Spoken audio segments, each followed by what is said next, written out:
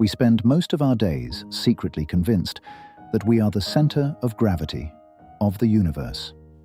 It is a comforting and silent illusion that we carry from childhood, the unshakable belief that our choices, our presence, and our absence drastically alter the course of things around us.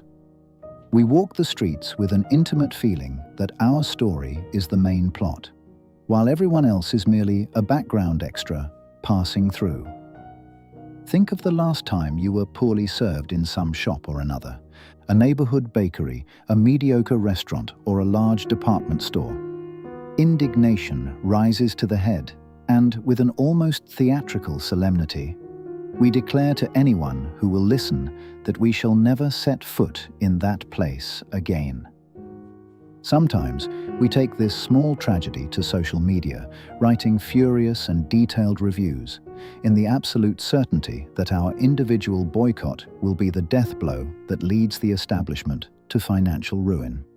We forget, in our passing and offended fury, the hundreds of doors we pass every day without even considering entering. Places that survive perfectly well for decades without our existence or our approval. Psychologically, this need to punish the store with our absence has almost nothing to do with the poor service or the defective product. It is a defense mechanism against one of the most terrifying truths of the human condition, our deep and absolute cosmic irrelevance.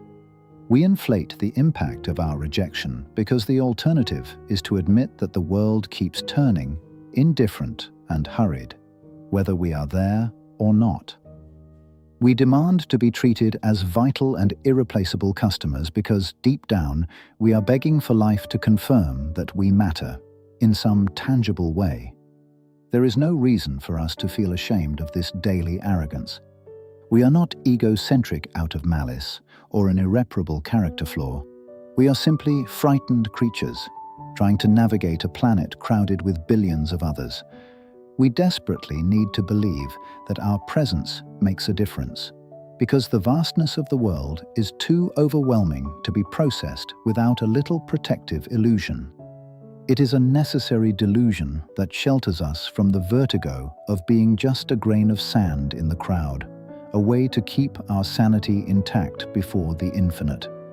However, there is an immense and silent relief hidden in the acceptance of our insignificance. When we finally understand that we are not special, that the bakery will not go bankrupt without us, and that the universe is not recording our every step, a gigantic weight is lifted from our tired shoulders. We no longer have the exhaustive obligation to be extraordinary all the time. Irrelevance gives us back the freedom to be exactly who we are, with all our flaws, fears, and banalities, without the constant pressure to sustain an importance that was never ours. This same irrelevance that once wounded our ego is, in truth, the only thing that allows us to fail in peace. If we are not the central piece of the machinery, we can finally relax and step down from the stage. We can have hobbies in which we are perfectly mediocre, cultivate quiet loves, maintain normal jobs, and cross entire days in which absolutely nothing grand happens, without it being a failure. True freedom is not found in conquering the mountaintop to demand the world look at us, but in walking through the valley, knowing that no one is paying attention. It is in this cosmic anonymity that we find a safe space to simply exist, without the exhaustive need to perform an epic life for an imaginary audience.